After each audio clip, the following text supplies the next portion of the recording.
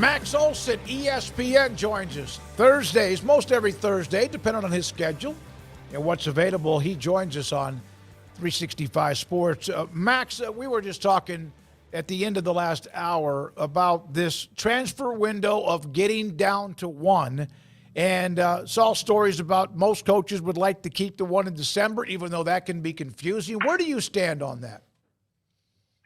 Yeah, I mean, I've definitely talked to a lot of coaches who have frustration about the spring transfer period. And, you know, I think certainly we saw some stories this spring of players, you know, Louisville lost a few of like, okay, they just got here in January, and now for some reason in April, they are going back in the portal. And I think that, you know, I had this conversation with Lane Kiffin this spring, who kind of made the point of like, not only would, you know, he argued, look, the NFL would never do this. The NFL would never have two free agency periods. You know, they have their business year and they get all this done in one event. But also, I think on the coaching side, the frustration is you feel like these guys are kind of just committing to the next 6 months with you and not committing to the full year. And so, you know, I think that that's kind of the argument behind it. And let's just get this all done so you can get players on campus in January and you have a little bit more certainty about who's going to be on your team next season. But obviously, as we've seen, and as we saw with the one-time transfer rule, like if you're going to try and take this away from people, then you know you may have to go to court over it too. Max, there's just no organization to it. Like that's the thing. And I get people wanting to have more freedom, but can't you kind of maybe get to the fact that like if you're leaving in the spring, then spring football is pointless for both sides? Yeah, and certainly you got to think about, we're living in a time now where it is unlimited transfers.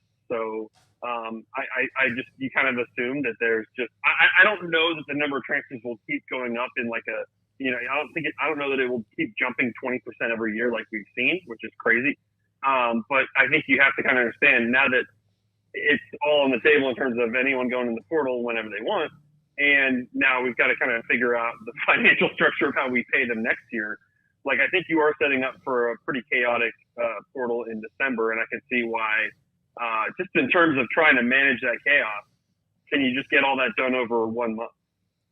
Max, busy Thursday night. I know you had a piece on the Colorado Buffaloes. They obviously are walking into a situation where, man, you love them or you love to hate them is what I kind of keep saying about Colorado. They're polarizing, and people are going to be watching here early on, specifically with a pretty tough opponent right out of the gates. What's the vibe check from your standpoint with Colorado and just, you know, entering the Big 12 and all the expectations and talk about them? Where do you see them as the season begins? Yeah, I mean, I think there's still going to be a ton of fascination around people tuning into Colorado to see can Deion Sanders pull this off. And, you know, I think that there is confidence, and not just like internally there, but people I've talked to that have you know, that are in the recruiting space, that the caliber of players that they took out of the transfer portal this offseason, they brought in 39 more players via the portal this offseason. I think there's a sense that the caliber of player they got is better than the previous year. And so, like, you kind of trust, and obviously it's going to matter the most on the offensive and defensive line. And if they whiffed on the offensive line takes, then some of this stuff is not going to matter, right? But, like, I think there's a belief that they did a better job of recruiting on defense. I think there's a bunch of players they added on the defensive line who will be impactful. And I think that you feel like, you know, they added more playmakers, and, you know, you've got a little bit more, you know, a lot of change in terms of the coaching staff. And I think that's kind of the X factor for a little bit of like, does that all gel? But I think Colorado is just going to be must-watch TV yet again. And, you know, when you go through the schedule, I really do think they were given one of the toughest schedules in the Big 12. And so just in terms of who they play and where they play on the road, I think that it's going to be a pretty tough road here. And, you know, you talk to some people who feel like, oh, they could win 8 or 9 games. And you talk to some people who feel like, they're not going to be that much better because the schedule is tougher. And, you know, I think it's just going to be thoroughly entertaining no matter what. Well, you know, they have so many playmakers. Are we not giving them enough credit for what they did bring in yet, as far as those who can block and tackle on the front lines? You know, I think they did get some proven players on the offensive line. I think Khalil Benson, I think Justin Mayers at guard. Like, I do think that those are guys that are definitely Power 5 players. You know, I think Jordan Seaton, obviously the 5-star true freshman, is going to be kind of, you know, trial by fire here a little bit as a true freshman starter at left tackle. But, you know, they have the depth and the injury luck and just consistency up front to protect Shedeur. I'm sure they will, tweak the offense a bit to try to get the ball out faster too, and just prevent, him taking hits and him taking sacks like he did last year. But I'm very interested to see if what they've got is good enough. I do think so on the defensive line. I think that between what they have coming back and the players they added, I think it's a good front on defense. And it's just going to be like and then obviously running back, it's fresh faces and running back too. And I think they really like Michael Welch, their true freshman. They picked up Dallin Hayden from Ohio State. I'm just, will the puzzle pieces all fit together? I think it's just always been the question with Colorado, because they've just been so aggressive in getting new puzzle pieces. Max, Dylan Riola makes that first start. He appears to have, a swagger about him for a freshman that is going to fire up Nebraska fans. What are the realistic expectations for him? I think that by all accounts, Dylan Riola had a really good camp, and the folks I've talked with have believed that he has lived up to the hype this offseason, and obviously came in with a lot of expectations and had a lot to prove to this coaching staff since he enrolled in January. And I think that there's a real appreciation that the arm talent is pretty special, and I think for an 18-year-old with the pressure and expectations he's got, I think I've been pretty impressed by the way he's handled everything. I think he seems like a very professional, the work ethic has impressed everybody. I think that this kid has put in a ton of work to earn the starting job. And, again, similarly, can you do a good job protecting him and getting him through the season? Did you add enough pieces on offense?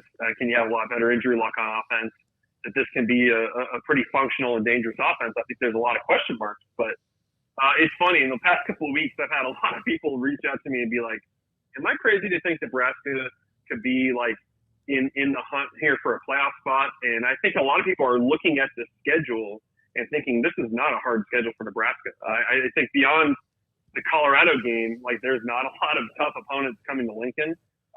Certainly they've got a trip to Ohio State, and that's a huge deal. But I think that there's a lot of optimism right now that Nebraska's defense is going to be really good, and that gives Nebraska's offense a chance to be competitive. And can you just find a way to win close games? That's as you guys saw with Matt Rule in year 2 at Baylor. Yep. That's the question mark. Is can you just figure out a way to win some close games and get to a bowl game? Well, and there were some ups and downs, like they got beat by TCU and they had to win their last. You have to be more specific with Baylor. Yeah. I'm sorry. Oh, yeah. I'm sorry. In the last 13 years, they've lost to TCU 15 times. Yeah. Except the famous one. Max, the one thing about Nebraska, though, they've had expectations since Scott Frost arrived. And, of course, that balloon was popped. And so and you and I are both the same here. I want to see something different before I believe anything about him. I know that Riola's a hell of a player, and I know the defense is stingy, and I know what they put. But until I see them go out and look like they could dominate somebody, I just can't believe them. I think at this point, Smokey, you need to see them win about 6 games in a row before you're buying in. Yeah. I mean, it's exactly. Going to take a real streak of oh man, these guys really figured it out. Yeah. And I think that, look, I don't think the Colorado game, if you lose it, it's like a season crusher. But I think the Colorado game next week is a huge deal in terms of sending a message and, just that things have changed if you're Nebraska. And that doesn't, I don't say that in terms of it has nothing to do with Colorado. I think in a lot of ways it's Nebraska. Can you get out of your own way, not shoot yourself in the foot, play a clean football game for 60 minutes? Because obviously they didn't in Boulder a year ago. I think just the way they play, what they can control, it's a big deal. It doesn't count in the Big Ten record, but it's a big deal how they show up on that stage next week, I think, against the Bucs. Speaking of a stage, Max, how big of one is this for Neil Brown in West Virginia welcoming in Penn State? I can't wait. I think that place is going to be rocking. That would be a very fun game to be at. And I think that, when you watched them a year ago when they were playing that night game in Happy Valley on NBC, you just can tell offensively West Virginia was just kind of not ready for that game. And I think they got a lot better. Obviously, you saw how they played in Big 12 play. You saw when Garrett Green was healthy, when that duo of running backs got going. You felt like, man, they can play with anybody in the Big 12. I just don't think they were ready for that matchup in week 1 last year. I think they are this time. And, obviously the expectations and the pressures on Penn State as a team that everyone just expects, like, all right, you've got so many people back. You've added Andy Kotelnicki, you've added Tom Allen. Like, this has got to be a playoff team. I think the pressure's on Penn State to really put it all together and on Drew Aller to get a lot better. And, I think that's a good spot for West Virginia. So I think that is going to be a brawl. And, I think if Garrett Green can play pretty clean, I think West Virginia's got a chance. Take your pick of these 3 ranked versus ranked matchups to wax on Clemson and Georgia, Notre Dame and Texas A&M, USC and LSU. Which one of those pops to the top for you in terms of interest levels? Yeah, I think Texas A&M and Notre Dame is just sort of an incredible matchup. The way that the universe has set this up with Mike Elko making his debut, having to go against Riley Leonard. I think that I think A&M is one of those teams, and I just think maybe this is more about the dysfunction of last year than what they're doing this year. But I think this is one of those teams that I know they lost a lot to the transfer portal. I know that there's definitely question marks, but I'm high on Texas A&M. Like, I think that there's a way this can all break where that they can be an actual contender in the SEC and be in the playoff conversation in November. Because I think Mike Elko has done a really good job of stabilizing things there. Losing Ruben Owens hurts a ton, and they've got to kind of figure out what they're doing in the run game. They got to figure out, who's going to really lead the way in the receiving group. But I think a healthy Connor Wigman, it gives them a chance, and I think he's got a chance.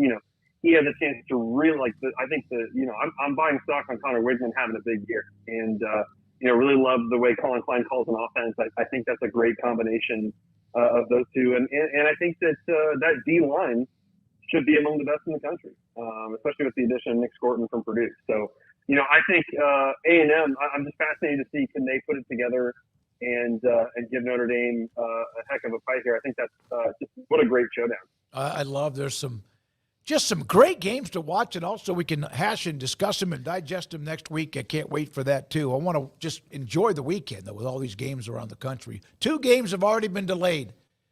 Jackson State at Minnesota, potential lightning. North Carolina at Minnesota, severe weather. There's a lot of that up and down in certain parts of the country that might delay some games, so stay tuned for that as you can. That's Brett McMurphy with a couple of those. Thank you very much, Max Olson. Appreciate your time. Thanks, guys. Max Olson.